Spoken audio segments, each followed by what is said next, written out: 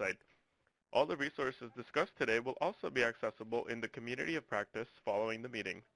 Before we begin, I'd like to go over a few brief housekeeping items. Please note that there is no dial-in for this event. If you are dialed in, please take a moment to disconnect your telephone line and stream the audio through your computer speakers. The following tips will help ensure you are able to download files, hear the audio, request technical assistance, and ask questions during the event. To download a copy of the presentation slides and the supporting resource sheet, use the download box on the lower right-hand side of your screen. Select the name of the handout you would like to review and click the Download Files button. If you are experiencing any difficulty hearing the audio stream, please take a moment to turn up your computer speaker volume at this time. And if you would like to pose questions to our presenters during the webinar and are not able to do so via the Q&A chat feature on your screen, please email your questions to info@remstscenter.org. We invite you to pose questions to our presenters throughout the session. Questions will be answered in the order in which they appear and as time permits following the presentation. Again, please email your questions to info@remstscenter.org if you experience any difficulty using the Q&A tool that should be on the lower right side of your computer screen.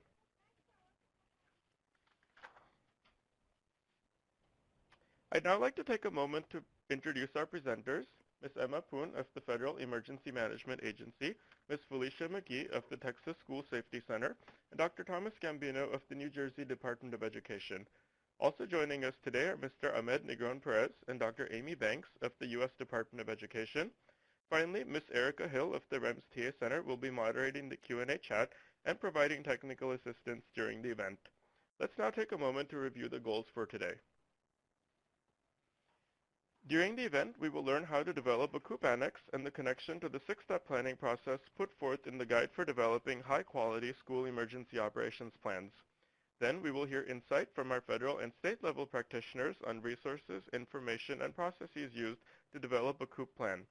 We will conclude today's meeting with the Q&A session and a Twitter chat, more information on which will be provided at the end of the webinar.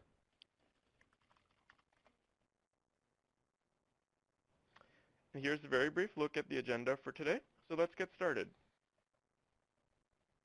What is the COOP Functional Annex? The COOP Annex describes how a school and district will ensure that essential functions continue during an emergency and its aftermath. The goal is to restore essential functions within 12 hours of activation and to sustain restored essential functions for up to 30 days.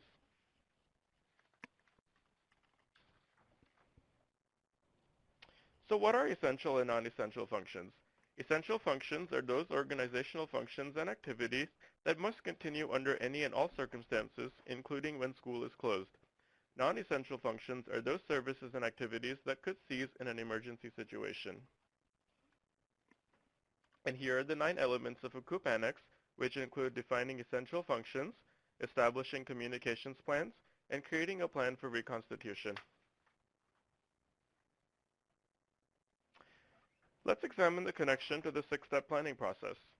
In step 1, it is important that members of the collaborative planning team include some of the individuals who will be involved in enacting a COOP Annex, since these individuals may be uniquely knowledgeable about COOP considerations throughout the planning process. Step 2 in the planning process prompts the planning team to identify threats and hazards that are likely to affect the school and community. Although the threats and hazards identified in this process by each school are different, it is likely that one or more of these emergency events might cause a cessation in essential functions at the school. The work performed in steps 3 and 4 by a planning team will reveal the need for a COOP Annex, as the planning team will develop goals and objectives for each of the threats and hazards identified in step 2, and then develop courses of action for accomplishing each of the objectives. Steps 5 and 6 include plan preparation, review, implementation, and maintenance. As with the rest of your EOP, it is important to review and revise the COOP Annex over time and to share it with key personnel and stakeholders. And with that brief introduction, let's move into our next segment, which is the FEMA perspective on COOP. I'm very pleased to introduce Ms. Emma Poon, a continuity specialist for the FEMA National Continuity Program's Regional Integration Branch. She also serves as the headquarters liaison for FEMA Regions 1 and 10.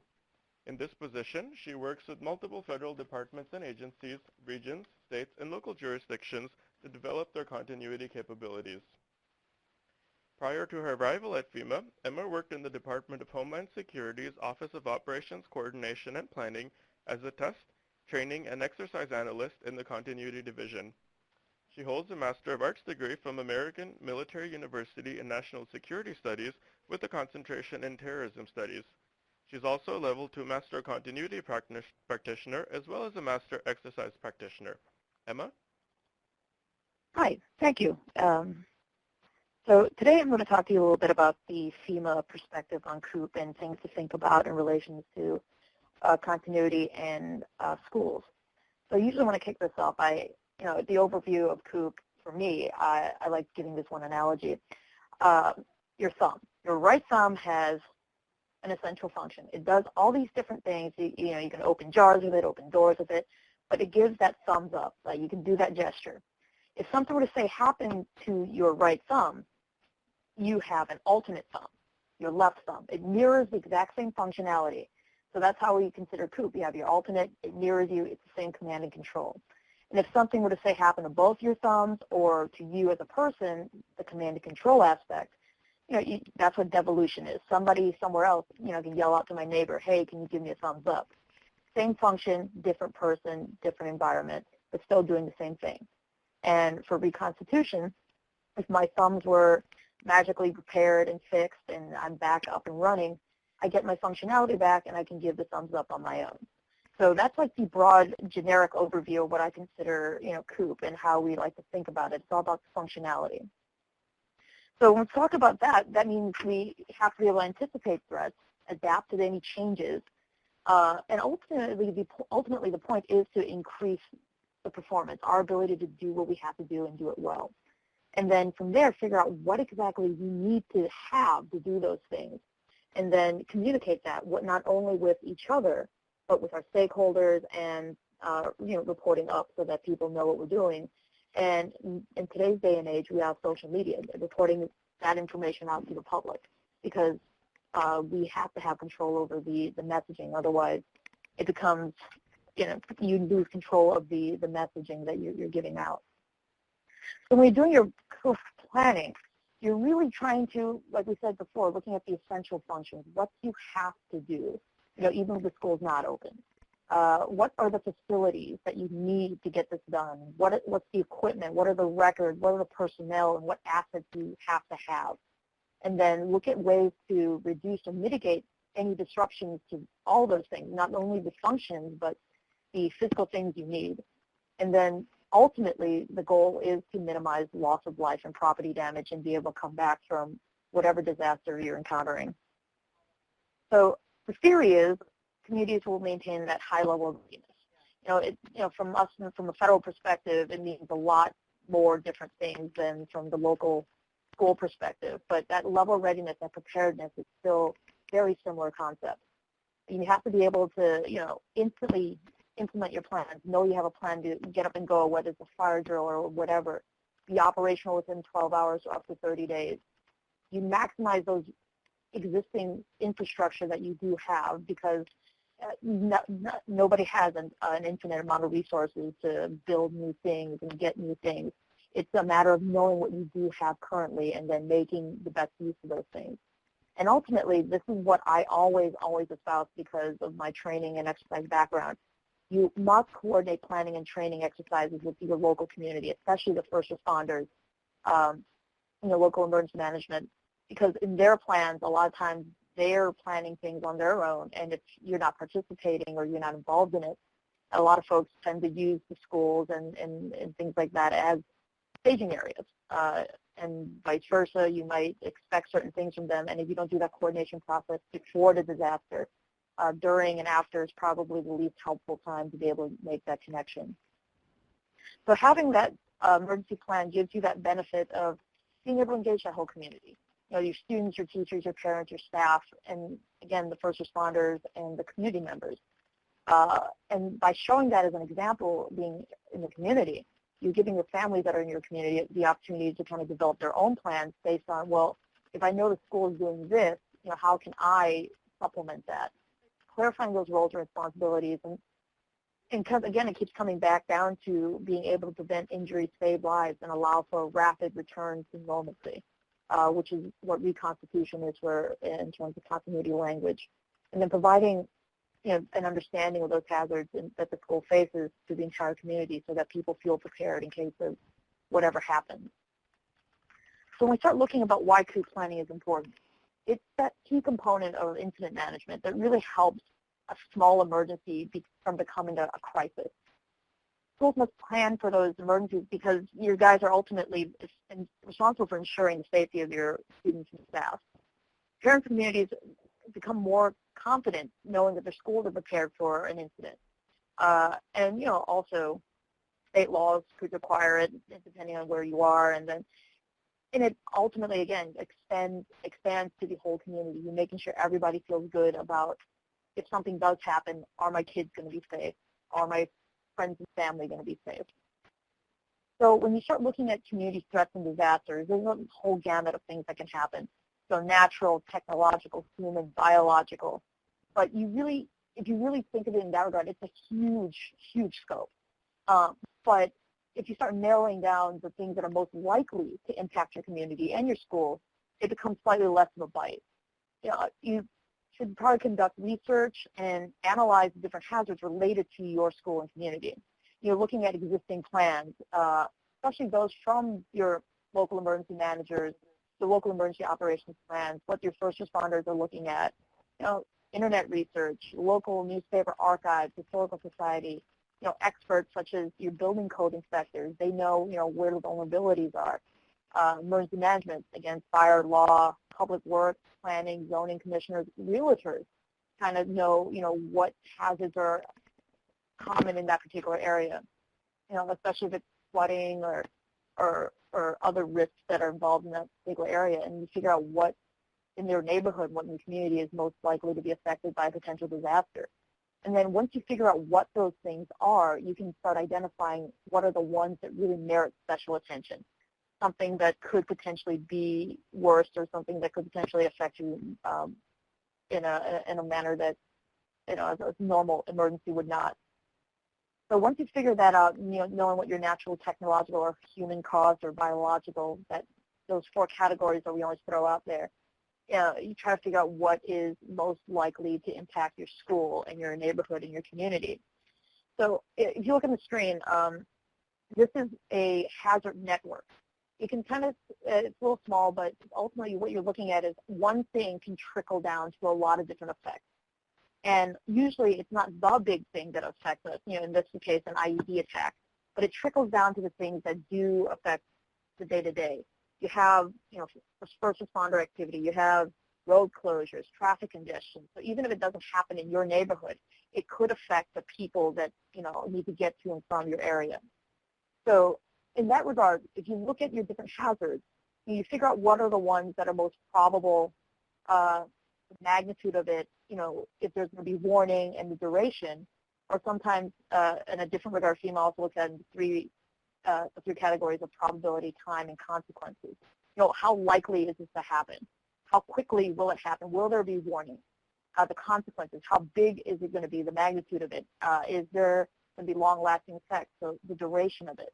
So you really want to focus on the things that are most likely to happen for the longest period of time that could impact you the most, and then figure out ways to prevent it, protect yourself against it, or mitigate that hazard depending on what specifically it is. So we look at, natural disasters like a hurricane and the what kind of threat network and hazard network. It's somewhat far-reaching.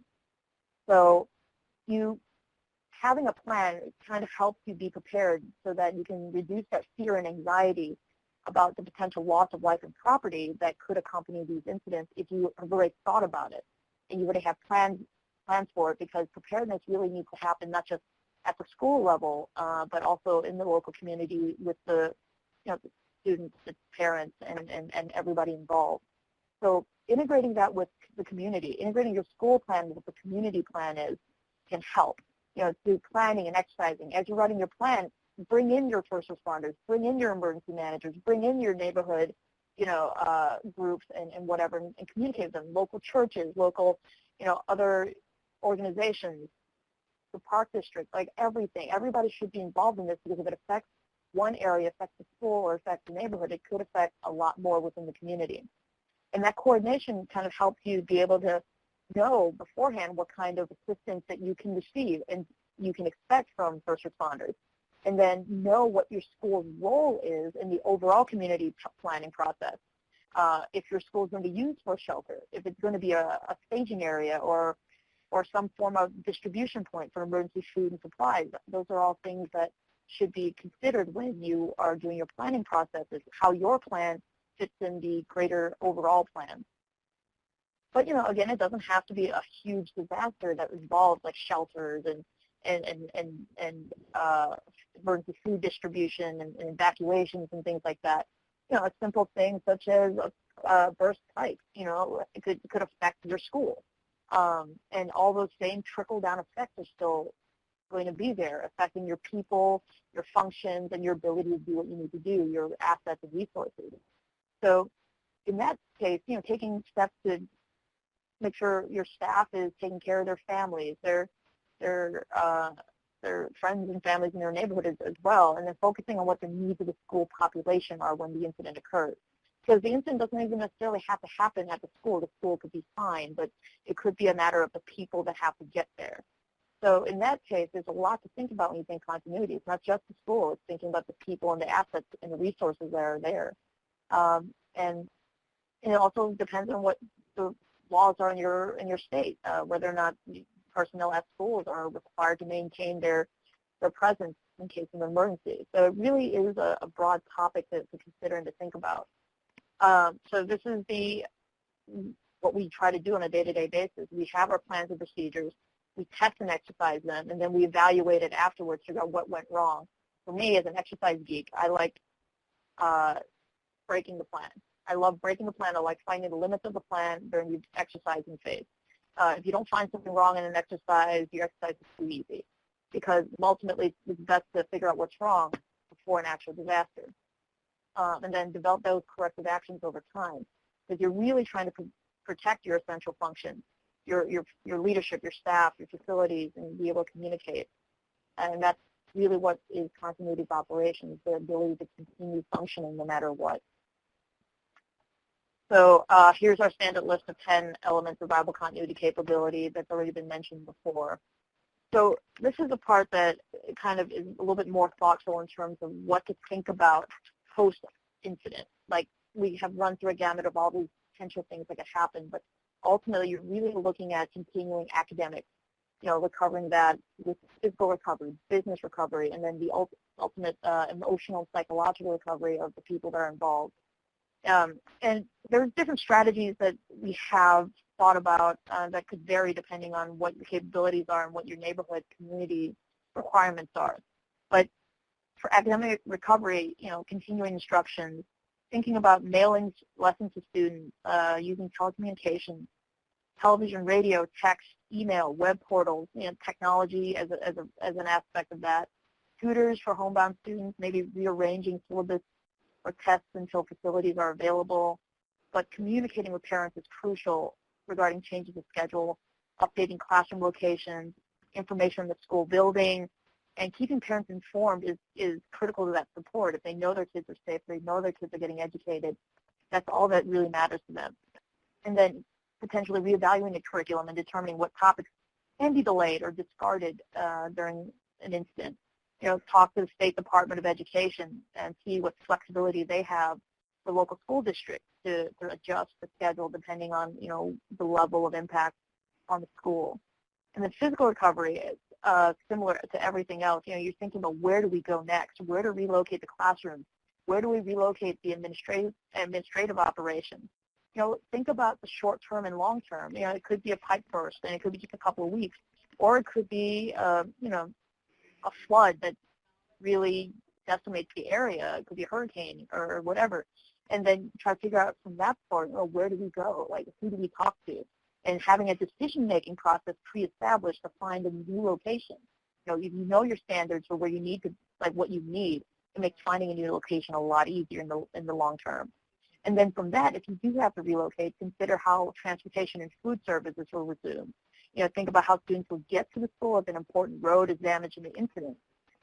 Or it could be an issue of the school's fine, and it's literally just the roads around the area.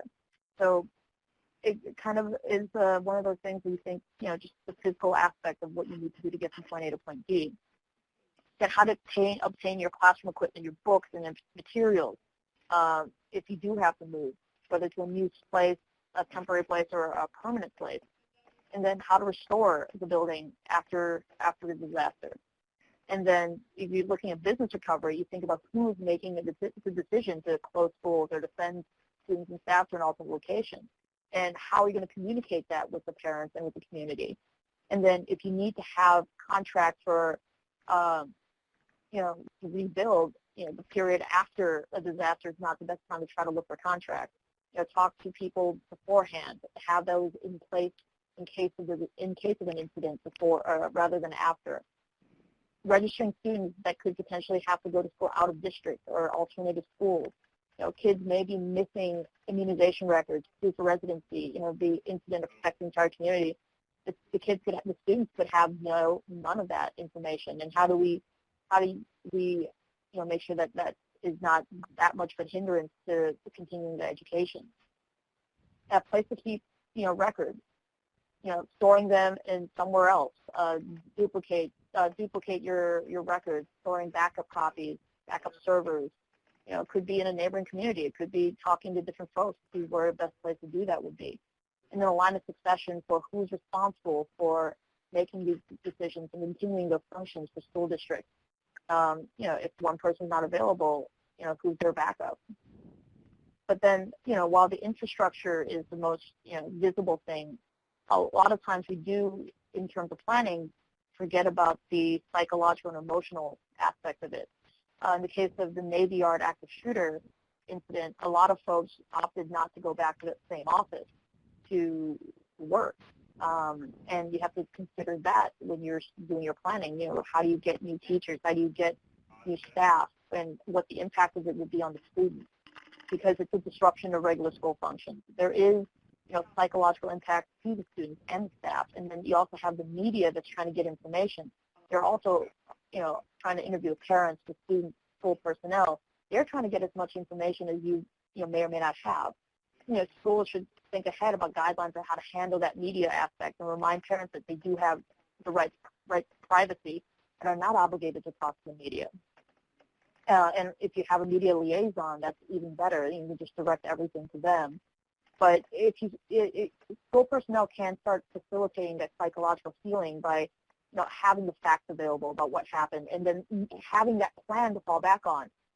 This happened, but our plan is this, and having that factual information about what is to be expected in the future can be a stabilizing effect on the community as well, because the school is ready to come back and knows the pathway to do so.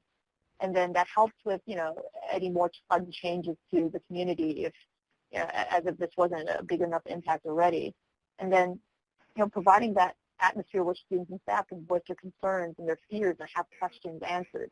You can just, after any kind of an incident, whether it's big or small, people will have questions. And then giving them that outlet to express their emotions and those concerns is going to be key.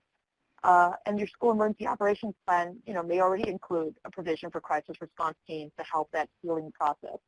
And then that decision to, activate those folks and deploy them to help people cope is going to be a part of your plan as well. There are a lot of different things to consider when you're looking at this aspect of it.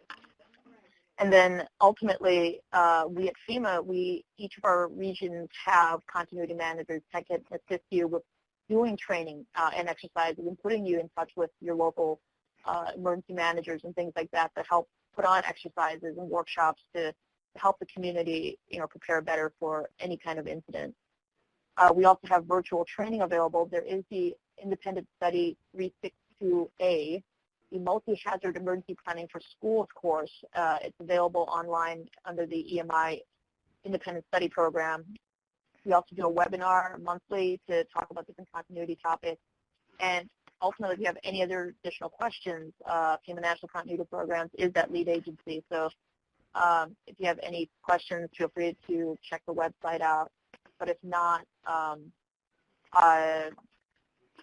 you can always reach out to your continuity managers or shoot me an email or a phone call. My contact information will pop up later in the slides. So that concludes my presentation. Thank you. Thank you so much, Emma, for that informative presentation. We appreciate learning from your expertise on this topic. Let's now turn to our third item on the agenda, which is activating the COOP Annex for 12 hours following an event. I'm very pleased to introduce our next presenter, Ms. Felicia McGee. Ms. McGee is a school safety specialist with the Texas School Safety Center. She has more than 20 years of experience in the safety, risk management, and emergency management fields, serving both public and private entities. She is a board-certified safety professional and a certified school risk manager. Felicia holds degrees in occupational safety and health, hazardous materials management, and occupational education. Felicia? Thank you, Akshay. Well, the COOP topic is just so important, and there's a quote that I like that says, "Chance favors the prepared mind," by Louis Pasteur, and I think that's so applicable when we're talking about continuity planning and the need for that planning to be comprehensive and collaborative. As Emma mentioned, you want to involve your local community, your local first responders, local emergency management coordinators, community partners. If you have local significant industry in the area, it's important to get those folks involved. They have a lot of resources oftentimes that would be beneficial to schools and can help push things through that you may not otherwise have the funding to get pushed through. And so I think those are great partners. As well, in Texas, we have a requirement that school districts have a safety committee. That may be the issue in other states as well. Even if that's not a requirement, I would strongly encourage you to do that. Those folks can be incredibly helpful as you're developing your plan. And ultimately, we want to build and improve our organizational resilience, and we do that by increasing our performance and maintaining that high level of readiness. And by doing so, we can maintain and even improve our credibility with our stakeholders, which is so important, particularly with the 24-hour news cycle and the way that communication is just blasted out these days. It's important to maintain and build that credibility within our communities if we can. And, as Emma mentioned as well, those essential functions and critical processes need to be identified. I would really encourage you all to spend some time in that area with your planning team and really identify those functions that are essential. Sometimes we think things are essential that aren't, and the opposite is also true. We may think something's not that essential and then realize in reality it is. So I would encourage you all to really spend some time in that area. You can also get assistance from your risk management providers. I know most of you probably, if not everyone, has to have property and liability coverage, and along with that, you should have services as part of that coverage that include risk management, and those folks are great resources to help you with your plan. Of course, your local departments of ed or your educational agencies can also help with that. Some of the essential functions that we can think of right off the tops of our head, of course, is continuity of instruction and credit. That is just probably one of the most critical elements. And then the business operations. What do you have to make sure that those processes can continue? And then the communications and technology functions. Everything now is automated, and so we have to be able to have some continuity in terms of our communications and technology. Food service is also obviously an essential function. Many students, the meals that they receive at schools are some of the only meals that they receive, or they may just not have the access. So that's a critical element. Of course, transportation, getting your students to school, and if you have to have an alternate location, to make certain that you have a means to do that. And of course, not listed there, but facilities folks and custodial janitorial staff. with your delegations of authority and lines of succession, that is so important. Oftentimes, if a situation occurs, the folks that are in charge are not at the facility, and so it's important that you have several deep, that those folks are identified, and you all have probably heard, in emergency management, 2 is 1 and 1 is none. So build your bench, so to speak, and identify those folks, and then make sure that those employees know their roles and responsibilities and that they're clearly delineated. And it's not enough just to write that in a plan. We have to make sure that people understand those roles and responsibilities. 12 hours, trying to get operational within 12 hours can be challenging. And when an event occurs that requires you to activate your continuity of operations plan, you've got to have everything already, determined as much as you can and have your personnel trained. The issue will be complicated enough if you have to move to another area within your district or even outside your district to set up operations. That could be complicated, and so you need to ensure that you have your folks trained ahead of time and alternate individuals outside of your school that could perhaps step in and assist. In order to do that, I would encourage you all to have some memorandums of understanding and mutual aid agreements in effect, and make sure that those are kept up to date and looked at periodically, so that when you do have to put those into effect, that you're ready to go. And then, identify your alternate facilities, have a plan B and maybe a plan C, and sometimes that's what it takes.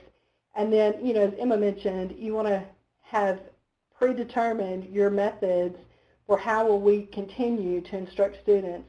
And sometimes you may have to get creative in order to do that.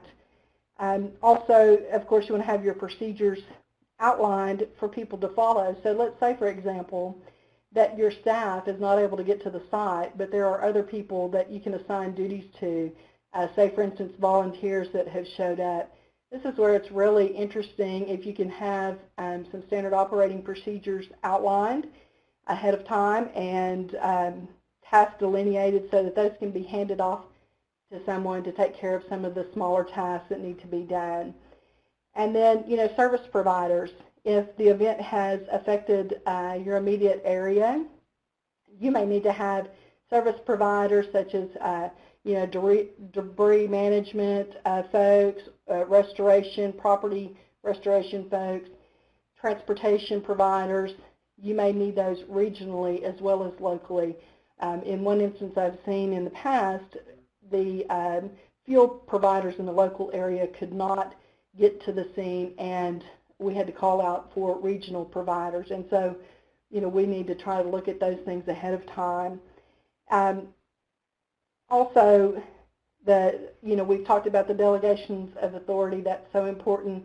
And having your communications interoperable internally as well as with the local community. We've seen instances in districts where they could not communicate within the district because they were on different radio systems and so forth, and so we encourage you to standardize those as much as possible.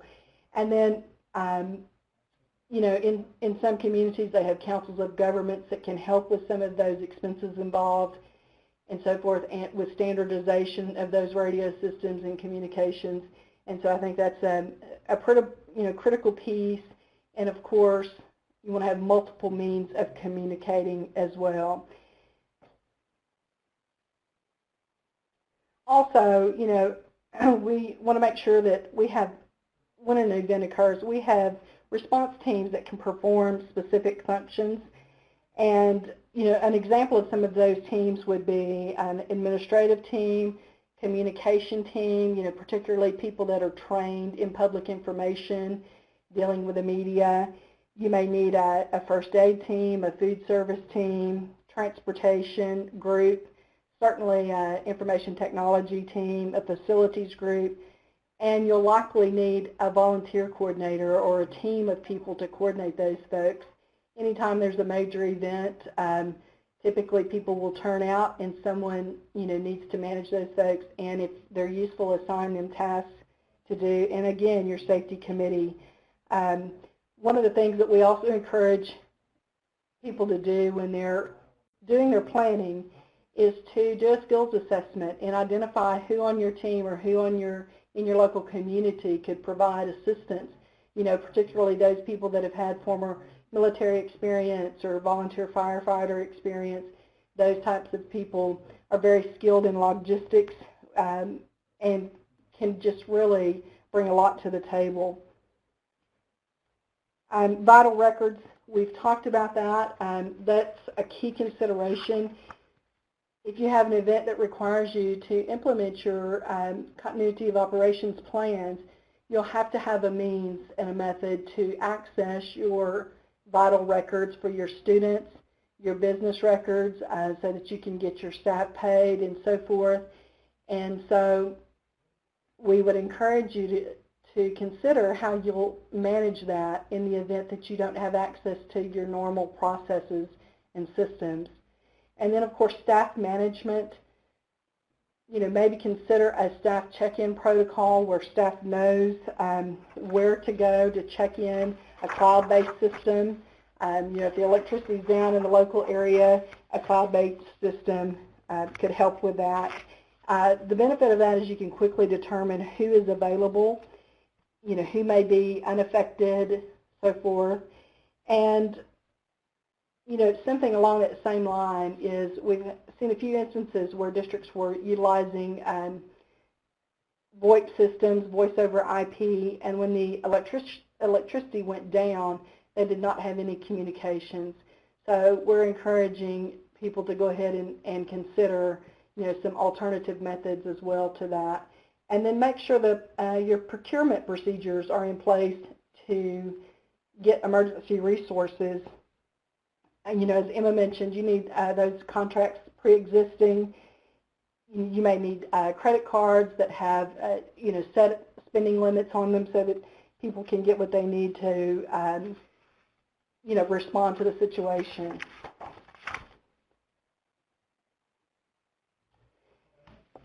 So just, a summary. Of course, the continuity plan is to help you perform critical functions remotely. You must train and exercise those programs and keep them updated. You're only as strong as your weakest link, and we strongly can encourage you to do after-action reviews and corrective action processes as well. Again, make sure staff are familiar with their roles and what to do and how to respond in one of these events. Thank you, Akshay.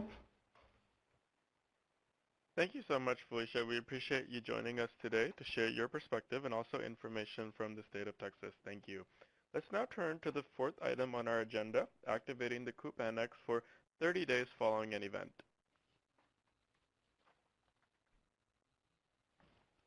Very pleased to introduce Dr. Thomas Gambino.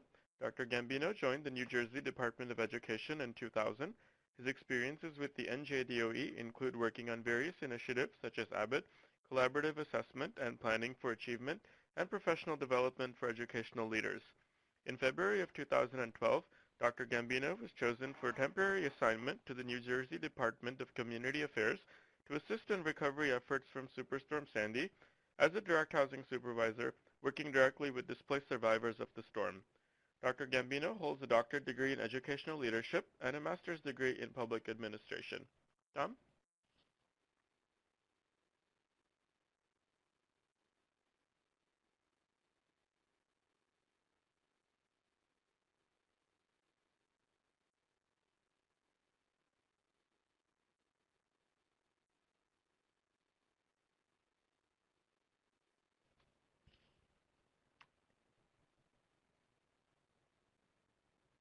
Tom, do you mind pressing star 6 to unmute your line, please?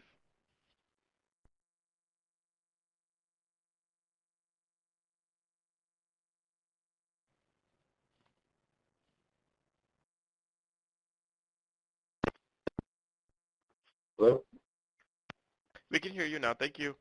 Okay, my apologies. I had headphones on. It must have cut out the mute button. Thank you, Akshay. I'd just like to share that everything that Emma and Felicia mentioned, all the scenarios they discussed, the advice they gave, and the what-if scenarios, all was things that New Jersey actually experienced when Hurricane Sandy occurred.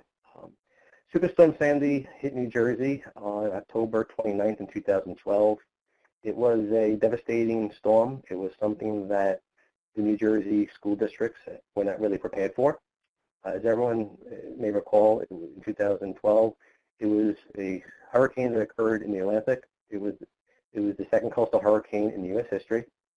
It was a Category 3 storm when it made landfall in Cuba. It was a Category 2 storm as it worked its way up the coast. And when it hit New Jersey on October 29th, the winds died down, I believe, by about 3 to 4 miles per hour, and it was just below a Category 1. That's why it was referred to as a superstorm. In total, the damages was $75 billion. It surpassed Hurricane Katrina.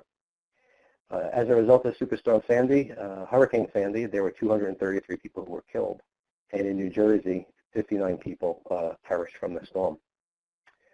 The Individual Assistance Program through FEMA, that's who I worked with, had a great bond with FEMA, and we did tremendous work together in the state.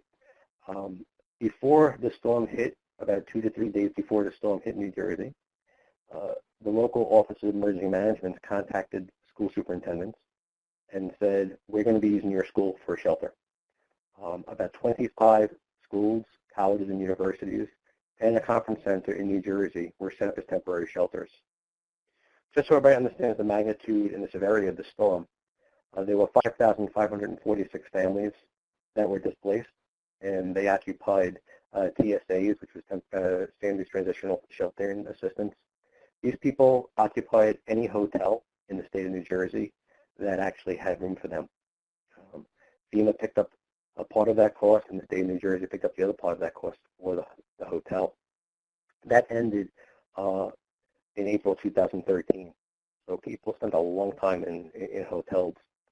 After that, there was the Sandy Direct Housing Operations, which was a long-term housing.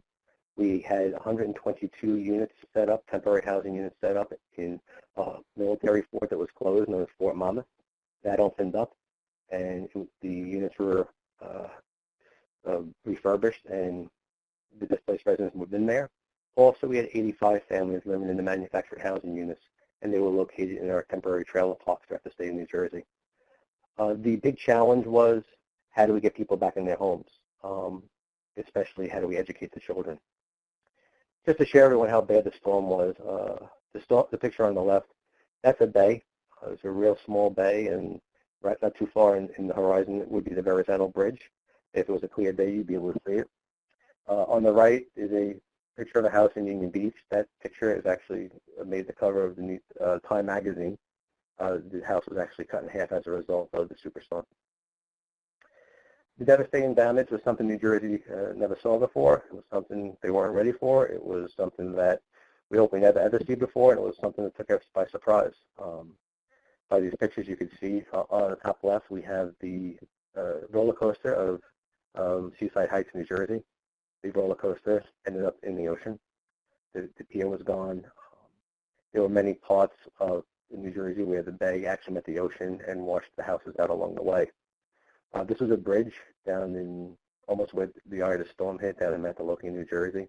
The bridge was completely washed away, and the ocean washed through the streets and met the bay.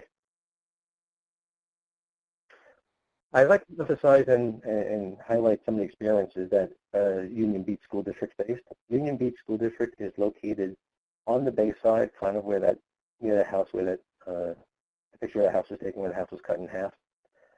They have small district, 730 students. It's a preschool through 8, one building.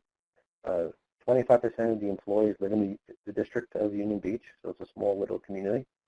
And Memorial School, which was their main school, that was the school they considered to be their evacuation site in the event that something happened. That was their go-to place. It was actually located in one of the highest points of Union Beach. It was a walking district. They didn't have buses, so students all walked to school. It was a small little town. and like I said, one building. The impact of the storm completely devastated the town. Boats were on people's front lawns. You had houses removed off the foundation. We had restaurants that were on the pier that were completely demolished. Okay. Again, here are some of the pictures just to show you what this town experienced, and this town was right by the bay.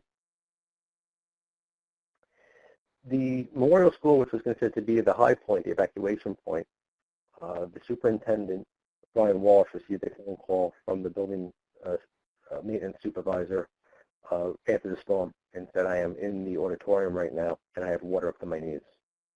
It was something that they didn't think would ever happen because the school is not by the water. What happened was the small little streams and rivers that feed off of the bay near the school, they backed up and the water surge came up so high that it flooded the school. The damage the school sustained, they had sewer water coming in, they had street water from the rain, and they also had salt water. So they were getting hit with different waters and different contaminant waters throughout the school, which they referred to as black water. The water came through the school. It went up about 18 inches to the water line on the right. Massive recovery effort. The superintendent and the principal weren't familiar with what a COOP plan was then, but they certainly are now. Because whenever we say it can never happen here, this was the place that it can never happen, and it did. The assistance was tremendous. There was tremendous community support. People came out from all over to help. Their biggest problem was what they were going to do with their donations. Unfortunately, upon a disaster, people were bringing them donations that they didn't really need. They were getting flip-flops. They were getting shorts. They were getting things that, unfortunately, some people were cleaning out their attics, and they felt, you know what, the school needs it, let me bring it to the school. So accepting and handling the donations got to be a tremendous effort for the school district in times of this crisis they were experiencing. When the school was underwater, the superintendent had to come up with an alternate plan, didn't have a COOP plan. So he went to a neighboring school, which was St. Catherine's. It was a private school that had been basically closed for quite a while. He knocked at the door and said, we need to use your room, or use the school. It was a temporary space. They combined the K-3. They used the classrooms, and grades 4 to 5 used the gym. The 6th to 8th grade students, they went to a neighboring town, and they graciously took the students in, and they educated the 6th to 8th graders, and the teachers went over there as well. And they had a separate room, separate part of the building. So the 6th to 8th graders were okay. Now keep in mind, they did not have a COOP plan set up. So the superintendent was actually building the COOP plan, making everyday decisions. Every day he was working. Every day was a new challenge. Every day was a new dilemma he had to confront. Here's to show you where Union Beach is located. The top left, you'll see Memorial School right here. The first school they went to was St. Catherine's, which was a bit of a hike. And then they eventually went to Holy Family. The reason why they didn't go to Holy Family first is Holy Family School was being used by the military as a command center in town. The restoration and mitigation, major issue, getting an insurance company together. The superintendent was making decisions without board approval. He had to make decisions on the hood of a car. He brought his insurance company in right away. He was able to bring in a restoration specialist. Again, this was not planned. He brought them in, and they began to do the restorations right away. They started to remove the damage. The teachers and the parents wanted their materials back, wanted their belongings back. So the custodial staff and the construction staff went into the building, and they put all their belongings in plastic bags, put them in the school parking lot, and everyone had to come up and sort through it and find out where their items were. When it rains, it pours. As the superintendent shared, when they were going through the restorations, guess what they found under the floor? They found asbestos. So now they had to deal with the mold, they had to deal with the water line, and now they have to deal with the asbestos. So now it was a whole other setback. They had to bring in asbestos mitigators to come in and remove the asbestos, and that took them extra time, something they had no idea they were going to confront. Here are some of the biggest issues, and they actually touch upon what Emma and Felicia mentioned. When Superstorm Sandy hit, they had no communication. There was no means for them to get in touch with their school community. They had rumors that people got washed out to sea, students were gone. They had no idea what was happening. They had no cell sites. They actually purchased a hotspot from Verizon to went around town and they put up signs all on poles throughout the town saying, please come to Holy Family at Tuesday night at 7 o'clock for a family meeting, for a meeting so we know who's in town and who's okay and what everyone's needs are. They had to start arranging transportation. We had students that were living in the temporary housing shelters. So now how are these students going to get back to Union Beach? That was a major crisis, how they were going to actually transport the students from the hotels they were living in back to the home school. The COOP plan would have assisted this district tremendously. The superintendent was making a lot of decisions on his own. He was designating people, assigning roles as these issues were coming up, as the crises were occurring. For example, people were coming up and writing checks. People were giving them donations. He had no way of getting in touch with his staff. He had no way of getting in touch with his school teachers. He had a designated fellow with a background in communication skills.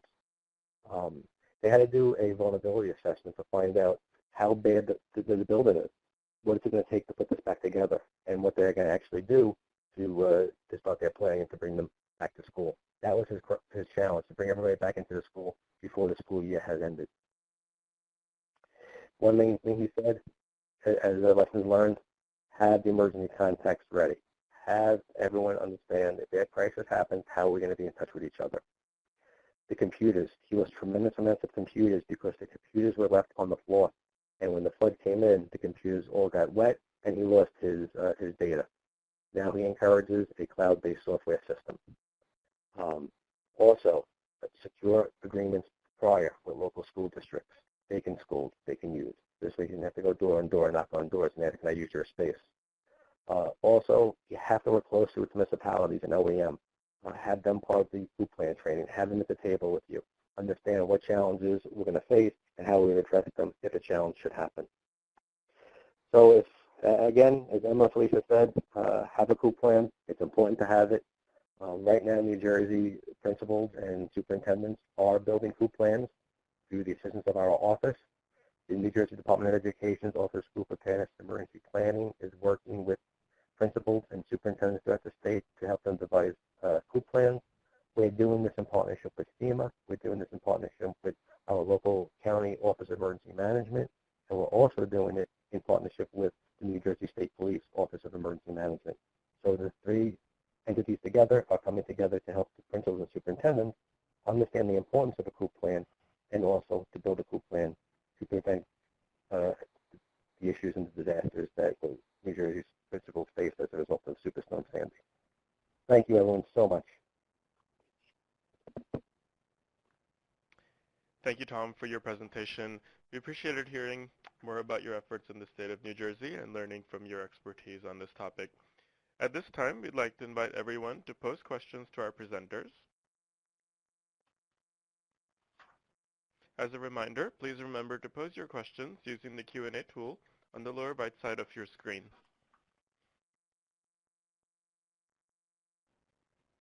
And we've received our first question. This question is for Emma. Emma, what are some of your suggestions for improving communication between entities involved in response to the emergency event? Well, a lot of communication starts with pre-disaster preparation. An example that we always use is when the Boston Marathon bombing happened, a lot of the coordination was done before everything happened.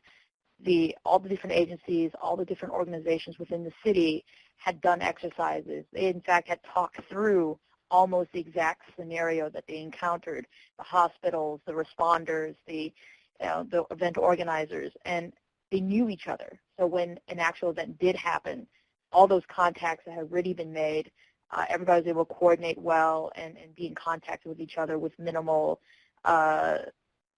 additional difficulty. And also, looking into a different avenue of communication, communicating with students and teachers and parents, establishing regular communications and backup abilities like maybe email or call or whatever kind of helps. So a lot of this comes at the pre-event stage, the planning and having things in place before the incident, and so people know where to expect. Even if it's something as simple as in case of something, if all phone lines are down or whatever, maybe check social media, maybe check Facebook, maybe check a web page where information will be posted for people. And even down to a low tech, like, okay, we'll be publishing stuff in a newspaper. There's a lot of different avenues for communication, making sure the message is heard, and also for coordinating previous to a disaster. So those are probably the best ways to make sure that during and after disaster communication happens is the preparation stage. Thank you so much, Emma. That was very helpful. Our next question is for Felicia. Felicia, you mentioned contracting with service providers. Can you describe some of the types of service providers on a local or regional level that schools may wish to contract with? Sure. One of the first things that comes to mind is food service.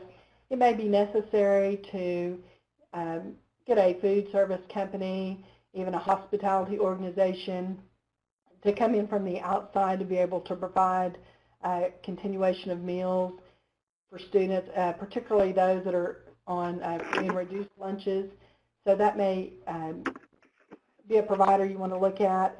Additionally, your custodial staff, you will still have to have people that can clean the facilities and keep up with the trash and so forth, and maintenance type individuals that can make repairs to facilities, that can prep the facilities where you may be relocating. That's certainly important, as well as those that may be involved with facility restoration. That could be companies that come in and do water removal, or, as Tom mentioned, the asbestos removal, those types of things. And, debris management is also a big issue. So you may need providers to come in and do that.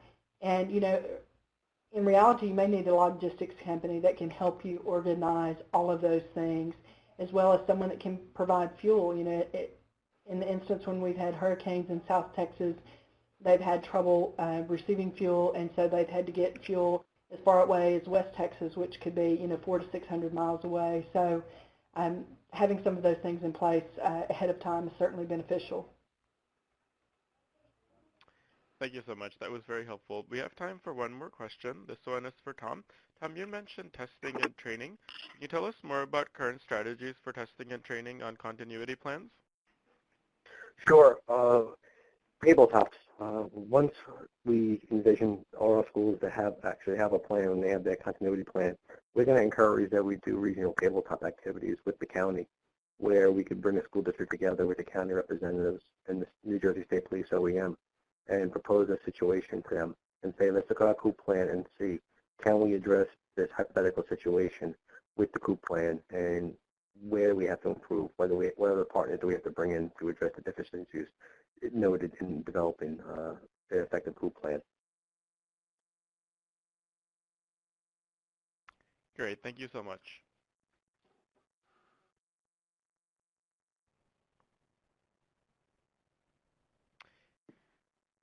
And we are out of time on our Q&A for today, but I just want to thank our participants so much for your time, and thank you to Emma, Felicia, and Tom for your presentations.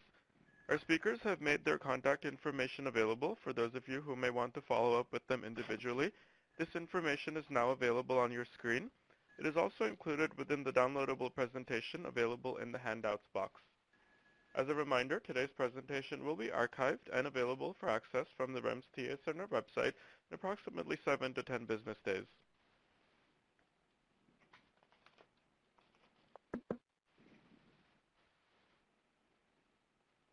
For more information, we invite you to contact the REMS TA Center with questions or requests for technical assistance at info@remstscenter.org or through our toll-free telephone number 855-781-REMS.